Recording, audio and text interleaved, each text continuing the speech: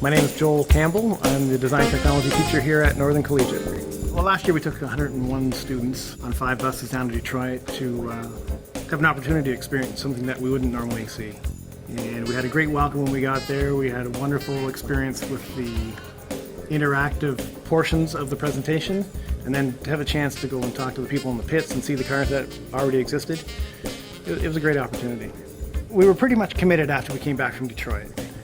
It's just a matter of trying to figure out who would be involved and trying not to underestimate the commitment required. You know, once we decided that it was a go, we had the people involved that we needed.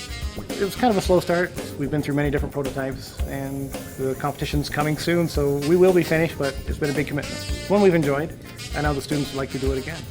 To get on the bus yesterday morning was about the first time they've had much sleep in the last almost 2 weeks. So to be here is part of our goal. To be on the track is our final goal, and our competition is only ourselves right now.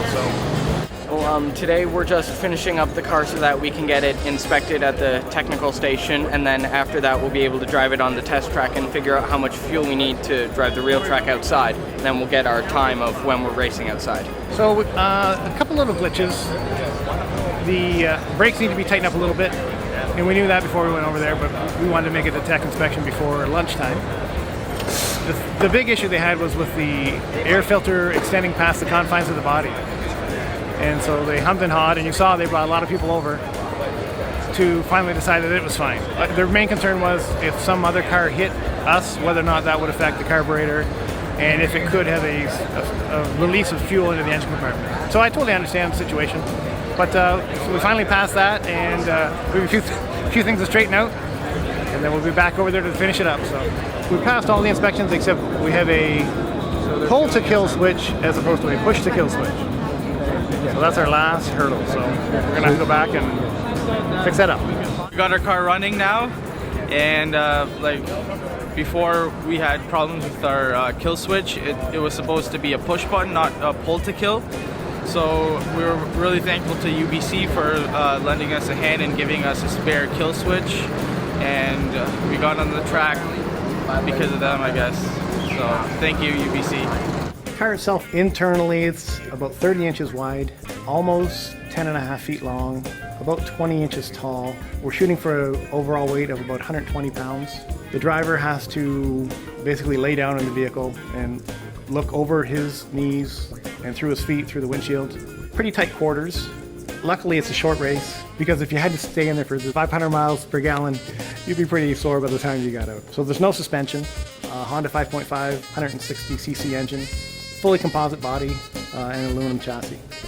So the significance of this test run that we just did is that we're just getting fuel levels. So we're just trying to figure out if we can actually run those 10 laps in 24 minutes. We're just trying to refine our driving techniques. Our hopes for tomorrow is to complete 10 laps in 100 milliliters of fuel and get a valid run.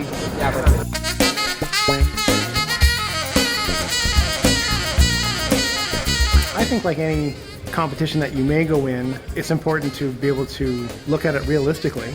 And if the competition really is to make you a better person, then really the challenges are all inside. One of my hobbies is how can we use energy as efficiently as possible. And I've followed super mileage competitions for over 20 years, some of the other ones that are out there as well.